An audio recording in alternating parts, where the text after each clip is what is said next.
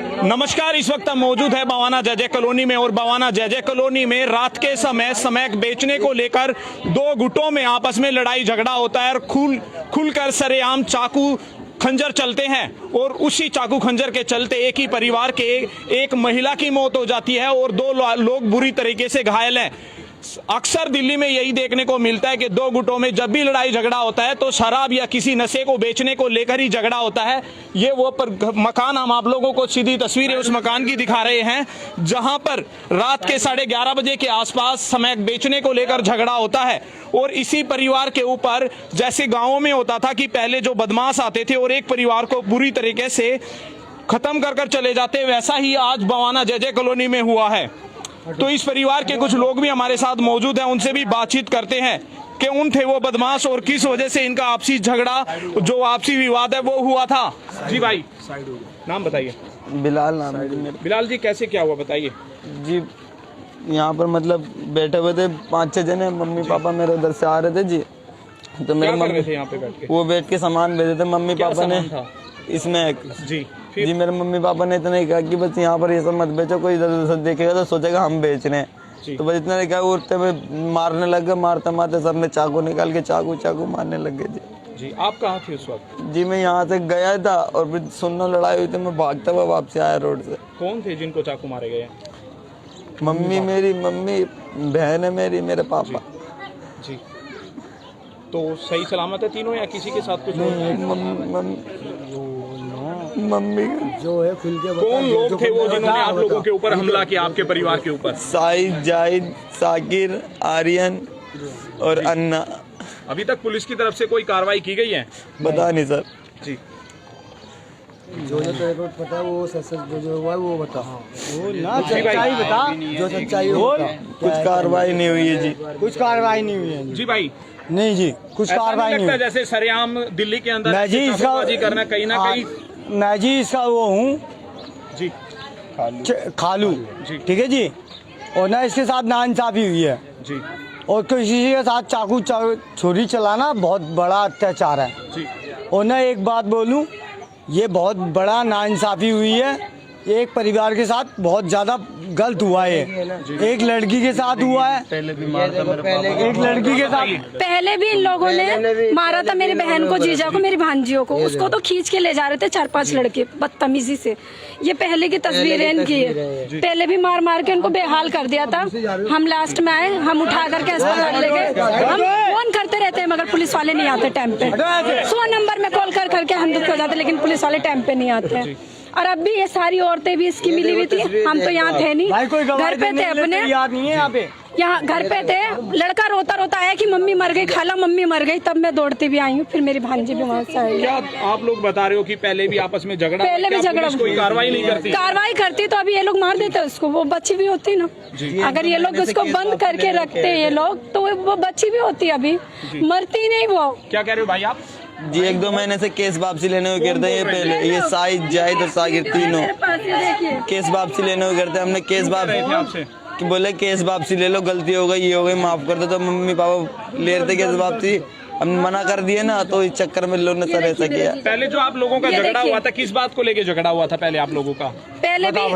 पहले भी इनका जो भाई है सिग्नेचिंग वगैरह करता है वो। पहले भी यही चोरी करता है और लड़की के ऊपर यहाँ पर लड़के चड्डी पहन कर यहाँ पर बदतमीजी करता था। ऊपर अंडरवेयर पहन के गंदी गंदी हरकतें, वहाँ से लड़की जवान रहती थी। तो मेरे जीजा ने बोला कि देख शायद ये हरकत छोड़ दे, मेरे घर में जवान लड़की है, तू ये लड़के लेकर के आता है और तू ये गंदी गंदी हरकतें करता है, ये सब छोड़ दे तू। बस इतनी देर में जो है वो ऊपर से नीचे आ गया मेरे जीजा को। पहले भी एक बार, उससे पहले भी मारा तो इन्होंने केस नहीं करा, छोड़ दिया इन्होंने कि बार बार केस करने से क्या हो रहा, कुछ भी नहीं हो रहा। लेकिन अब ये लास्ट बार में एक की जान चली गई। रात में जैसे बदमाश आते हैं पूरे परिवार के ऊपर हमला करते हैं, किसी ने बचाने की कोशिश? किसी ने बचाने, कोई नहीं आया गली में। गली करी बोलने वाला ने नहीं करी और हमारे बोलने वाले निकल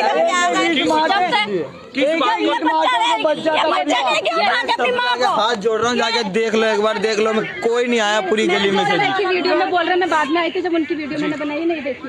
ये वीडियो में बोल रहे नहीं हैं ये बोल रहे हैं कि साकिर बोल रहा है केस वापस लो लेकिन जान से नहीं छोड़ूंगा। कोई नहीं बचाने के लिए आया, एक एक ईंट मारते तब बच जाता परिवार। और जो बचाने और ना भाई इतना बड़ा कांड हुआ है यहाँ पे खून, इतना बड़ा कांड। आप लोगों का झगड़ा हुआ था इसी बात पे हुआ था कि वो तो लड़की थी, इस बात पे हुआ था। घर में घुसने की कोशिश कर रहे थे। यहाँ पर ये वो अभी वीडियो हैगी ऊपर से लड़की ने बनाई है, जिस जो लड़की घायल पड़ी है ना उसने वीडियो ऊपर से बनाई है। यहाँ पर 10-12 लड़कों को लेकर के इतनी गंदी गंदी वो कह रहा था और कह रहा था मैं छुरा मारने का तेरा वो भाई वो रखता है। समय पहले आप लोगों का झगड़ा हुआ था 3 साल हो गए, 3 साल उनसे 3 साल पहले वो ना सर जी हमारे साथ ऐसा कांड हुआ है।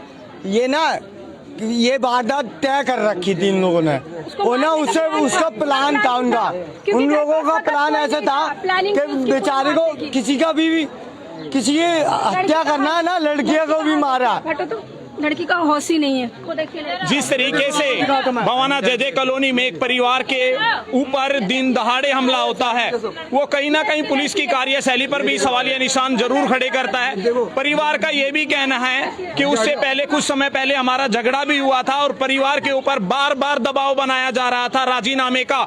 अगर परिवार ने राजीनामे का स्वीकार नहीं किया तो उन लोगों ने दोबारा से इस परिवार के ऊपर दोबारा हमला कर दिया। ये जो लड़की थी यहाँ पर उस समय मौजूद थी, इस लड़की को जी ये लड़की जो उस परिवार है उसी परिवार की लड़की बताई जा रही है। फिलहाल परिवार का बुरी तरह से रो रो कर बुरा हाल है। आप अंदाजा लगा सकते हो जिस तरीके से ये दिल्ली का एरिया है। दिल्ली के अंदर अगर सरेआम पुलिस की व्यवस्था बताते हैं कि दिल्ली पुलिस सदैव आपके द्वार, जिस तरीके से पुलिस बताती है कि हम सदा आपके साथ ही रहते हैं, तो जिस तरीके से इस परिवार के ऊपर रात 11:30 बजे के आसपास हमला होता है और बदमाश बार बार इनके ऊपर राजीनामे का दबाव बनाते हैं और आसपास के जो लोग हैं उनपे भी काफी आक्रोश है। जिस तरीके से इस परिवार के ऊपर हमला हुआ और कोई उन्हें बचाने के लिए नहीं आया। फिलहाल मैं आपको बता दूं ये बवाना नरेला थाना क्षेत्र लगता है और इस परिवार के ऊपर 11:30 बजे के आसपास हमला होता है। समैक बेचने को लेकर इनके ऊपर आपस में झगड़ा हुआ था। फिलहाल जी भाई इलाके में शाहिद और जाहिद इनकी इतनी अच्छी बदमाशी चल रही थी, इसमें गांठ दबा के बेचते हैं इलाके में ये जी भाई, ठीक है। और कई बार कोशिश किया गया इनसे बात करने के लिए कि भैया बंद करो, फिर भी चाकू छुरा दिखा के लोगों को डराना, भयभीत करना, ठीक है। और आपस में मस्जिद के किनारे भी, जबकि कई बार शिकायत भी किया गया, कुछ स्टाफ से कार्रवाई भी करते हैं, कुछ आपसी में मिले भगत हो जाती है इनके बीच में। पुलिस कोई कार्रवाई नहीं करती, कुछ होती है कुछ नहीं हो पाती है। ऐसी बात नहीं कि नारकोटिक्स डिपार्टमेंट ने काम किया, बट क्या सक्रिय होकर नहीं कर पाते हैं। कुछ मिली भगत थी इनकी, शायद मिस्टेक रही है हमारे यहाँ की बीट की, ये चीज है भाई। जिस तरीके से दिल्ली पुलिस को दिल्ली की सबसे स्मार्ट पुलिस माना जाता है, उस तरीके से बवाना जेजे कॉलोनी के अंदर कुछ बदमाश एक परिवार के अंदर घुसते हैं और लगभग परिवार के 3 लोगों के ऊपर ताबड़तोड़ चाकू चलाते हैं। उस दौरान उनमें से एक परिवार जो महिला थी परिवार की, वो दम तोड़ देती है। फिलहाल कहीं ना कहीं जो समैक बेचने वाले हैं उनके हौसले इतने बुलंद हो चुके हैं कि वो लगातार इन लोगों पर अगर कोई उनका विरोध भी करता है तो उनके ऊपर हमला भी कर देते हैं। अब देखने वाली बात होगी कि दिल्ली पुलिस इन लोगों के ऊपर क्या कार्रवाई करती है, या ऐसे ही जो बवाना जजे कॉलोनी में है वो ऐसे ही नशा बिकता रहेगा। देखते रहिए। मैं सोनू सहयोगी प्रदीप यादव के साथ, दिल्ली समाचार, बवाना।